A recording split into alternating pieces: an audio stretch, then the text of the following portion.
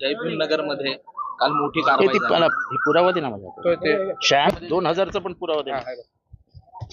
जयभीमनगर मध्ये जी कारवाई झाली, दगडफेक झाली, लाठीचार्ज झाला. दगडफेक झाली आणि पोलिसांचा मार लागला, त्याबद्दल मी क्षमा मागतो. पोलिसांची काही चुकी नाही.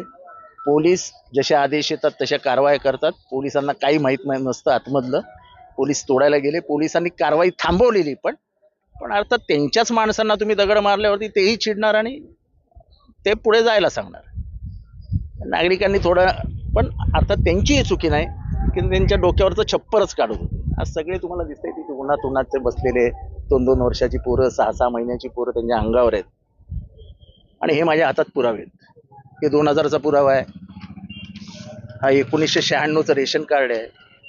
सरकार नावाची गोष्ट अस्तित्वात आहे.